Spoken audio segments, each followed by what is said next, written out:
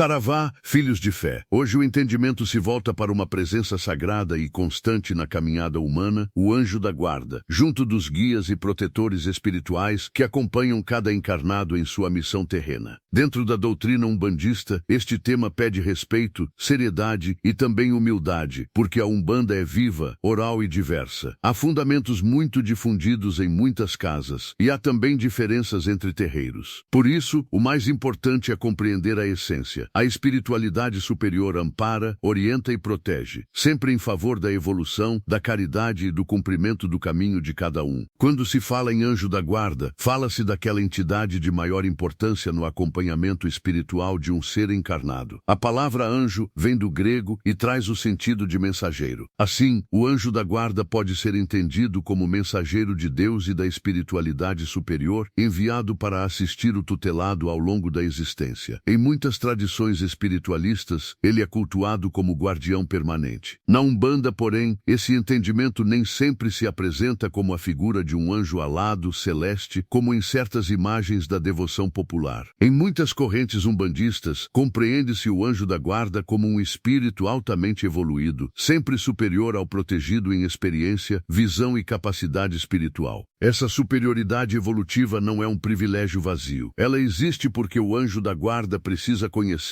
por antecipação espiritual, os desafios, provas, dores, oportunidades e responsabilidades que cercarão a missão do encarnado. Ele acompanha, inspira, protege contra o mal, encaminha para as trilhas mais favoráveis ao cumprimento do dever espiritual e ainda coordena a ação dos demais protetores e guias. Por isso, em muitos ensinamentos de Umbanda, quando a pessoa está confusa, angustiada, sem saber a quem pedir socorro, a primeira elevação deve ser feita ao anjo da guarda. Ele sabe quem chamar, qual linha aproximar e qual auxílio mobilizar. Há uma imagem muito forte usada para ilustrar essa missão espiritual. A ideia de que um espírito martirizado numa etapa da história pode depois servir como anjo da guarda de outro que concluirá aquela obra em momento seguinte. Esse ensinamento reforça que o anjo da guarda não está ao lado do indivíduo por acaso. Ele está afinado com a tarefa do protegido, com seus compromissos reencarnatórios e com aquilo que precisa florescer em sua vida para que a missão se cumpra. Entre o anjo da guarda e os demais guias existe uma diferença fundamental. O anjo da guarda, conforme esse ensinamento doutrinário, é escolhido pelo plano superior. Já os guias e protetores, em grande parte, são convidados pelo próprio espírito antes da reencarnação. Quando o ser ainda se encontra no plano espiritual e se prepara para voltar à matéria, ele reconhece necessidades, débitos, aprendizados, reencontros e tarefas que fará na Terra. Então busca espíritos amigos, respeitados, capazes de colaborar com partes específicas dessa jornada. Alguns aceitam, outros não. Não há obrigação. Há afinidade, amor, responsabilidade e compromisso espiritual. É por isso que guias e protetores podem atuar de modos diferentes. Alguns guiam e protegem ao mesmo tempo. Outros apenas protegem. Muitos acompanham desde o nascimento. E em certos casos, desde a gestação, guardando o processo reencarnatório para que ele ocorra sem maiores perturbações. Alguns se ligam à missão familiar, outros à mediunidade, outros a resgates afetivos, profissionais ou espirituais. Há entidades que ajudam no encontro de pessoas indispensáveis à caminhada. Há aquelas que garantem que certas provas, embora difíceis, apareçam no tempo certo para fortalecer o espírito. Tudo isso mostra que proteção espiritual não é apenas livramento, é também condução sábia para o crescimento. Na vivência diária, a proximidade com essas entidades pode se refletir na personalidade e nos estados íntimos. Há momentos em que a pessoa se percebe estranhamente forte, firme, rápida, corajosa ou serena. Em outras ocasiões, sente uma sabedoria que parece mais antiga do que sua idade, ou uma leveza quase infantil diante da dor. A tradição ensina que, em certas horas, traços vibratórios dos guias mais próximos se fazem sentir no campo do encarnado. Não significa incorporação a todo momento. Significa convivência fluídica, presença, influência benfeitora e sintonia de alma. Mas também é preciso falar com verdade. Guias e protetores podem se afastar ou ser afastados. Quando a pessoa se torna desleixada com sua espiritualidade, cultiva hábitos destrutivos, alimenta negatividade constante, entrega entrega-se ao orgulho, à raiva, à maldade ou abre portas para influências densas, a compatibilidade vibratória diminui. Em certos casos, hostes negativas interferem. Em outros, trabalhos espirituais nocivos causam perturbação. E há situações em que a própria entidade se mantém mais distante, não por abandono, mas porque o encarnado fechou a própria frequência para aquele amparo mais próximo. Ainda assim, mesmo de longe, continuam vigiando e auxiliando dentro do possível. Por isso a Umbanda insiste tanto em disciplina espiritual. Frequentar o terreiro, tomar passes, buscar descarrego quando necessário, desenvolver a mediunidade com responsabilidade, manter o pensamento elevado e viver o princípio de orar e vigiar não é exagero. É manutenção de campo. É higiene espiritual. É fortalecimento da ligação com aquilo que protege e ilumina. Não basta querer ajuda espiritual nos dias de aflição e depois viver no descuido. A proteção responde à constância, à fé sincera, à reforma íntima e ao compromisso com o bem. Dentro de muitas casas de Umbanda, existe uma prática muito difundida e estimada. Firmar uma vela branca de 7 dias para o anjo da guarda, com um copo de água ao lado. A vela funciona como ponto de firmeza, concentração e irradiação. O copo com água atua como elemento de equilíbrio, absorção e sustentação vibratória. A vela de 7 dias é vista como praticidade, mas o fundamento real não está apenas no objeto. Está na oração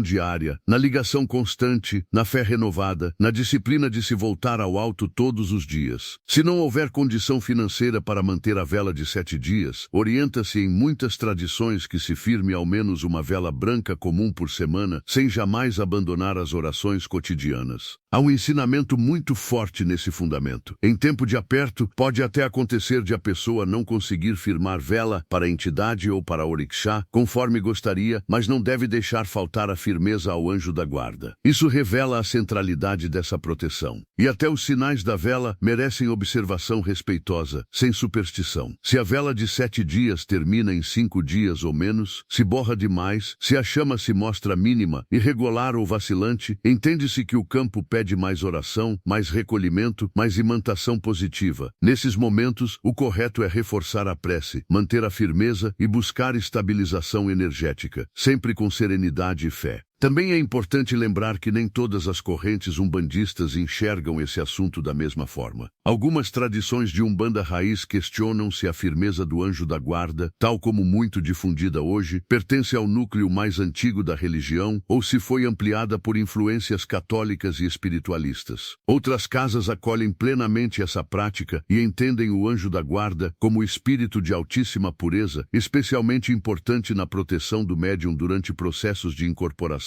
e desincorporação. Essa diversidade não diminui a Umbanda, pelo contrário, mostra sua riqueza, sua natureza descentralizada e a importância de respeitar os fundamentos de cada terreiro. Quando se passa aos guias e protetores, abre-se um vasto campo de manifestações. Na Umbanda, são conhecidas várias linhas e falanges de caridade: caboclos, pretos velhos, crianças, baianos, cangaceiros, boiadeiros, marinheiros, ciganos, malandros, Exus e a linha do Oriente, entre outras expressões conforme a tradição de cada casa. Nem toda entidade próxima foi necessariamente escolhida antes da reencarnação. Algumas se aproximam por afinidade espiritual. Outras se achegam pela oportunidade de praticar a caridade, especialmente junto de médiuns de corrente. O essencial é entender que guia e protetor não são enfeite espiritual. São trabalhadores do bem, atuando em favor do equilíbrio, da cura, do esclarecimento e da defesa. E como esses guias falam, muitas vezes pela intuição. A intuição é uma das formas mais puras de comunicação espiritual. Ela surge como lampejo, sensação repentina, ideia pronta, aperto no peito, arrepio, choque sutil, impulso claro para ir ou não ir, aceitar ou recusar, aproximar ou se afastar. É uma percepção que não nasce de análise longa nem de raciocínio elaborado. Por isso se ensina que a intuição não deve ser excessivamente racionalizada no primeiro instante. Quando a mente começa a desmontar demais a mensagem, mistura medo, desejo, opinião e ansiedade, e aquilo que era puro pode se contaminar. A boa prática, então, é acolher a intuição com atenção, registrar se necessário, observar o fruto que ela produz e manter a vigilância espiritual. Porque nem toda sugestão que aparece no íntimo íntimo vem da luz. Existem também intuições negativas, perturbações e induções de espíritos malfazejos. É por isso que a doutrina insiste em descarrego regular, oração, reflexão pessoal, frequência no terreiro e vigilância sobre os próprios pensamentos. De modo geral, a espiritualidade superior inspira para o bem, para a prudência, para a caridade, para a paz, para a proteção e para o cumprimento do dever. Quando a ideia conduz ao mal, à violência, ao vício, à ruptura desequilibrada ou ao orgulho, é preciso desconfiar e buscar limpeza espiritual. Em momento de aflição, quando o coração está apertado e não se sabe qual guia chamar, a tradição recomenda algo simples e profundo: elevar-se ao anjo da guarda, porque ele é o grande coordenador do campo espiritual do afilhado. Ele conhece os protetores, os guias, as necessidades do momento e as possibilidades de socorro. É por isso que a devoção ao anjo da guarda deve ser humilde, constante e sincera, sem fanatismo, sem medo e sem superstição. A vela, a água e a oração não substituem a responsabilidade pessoal, mas fortalecem a ligação com a luz que vela pela caminhada. E quando a alma precisa de recolhimento, uma oração simples pode abrir caminhos de amparo. Assim se eleva o coração: Santo anjo do Senhor, meu zeloso guardador, pois que a ti me confiou a piedade divina, hoje e sempre me guarde, reja, governe e ilumine. Amém. Que essa oração não seja apenas repetida, mas sentida. Guardar, reger, governar e iluminar. Aí estão 4 pedidos profundos. Guardar é proteger, reger é harmonizar os movimentos da vida. Governar é conduzir com sabedoria. Iluminar é dar clareza à consciência para que o próprio encarnado faça escolhas melhores. A espiritualidade superior ajuda, mas o livre-arbítrio continua sendo lei. O anjo da guarda aponta, os guias aconselham, os protetores defendem, mas cabe a cada um aceitar a direção do bem e sustentar a própria reforma íntima. Assim, filhos de fé, compreender anjo da guarda, guias e protetores é compreender que ninguém caminha sozinho. Há uma guarnição espiritual em torno da existência humana. Há amor, vigilância, inspiração e defesa. Mas esse amparo floresce melhor quando encontra oração, constância, humildade, caridade e responsabilidade. Respeitando sempre o fundamento de cada terreiro,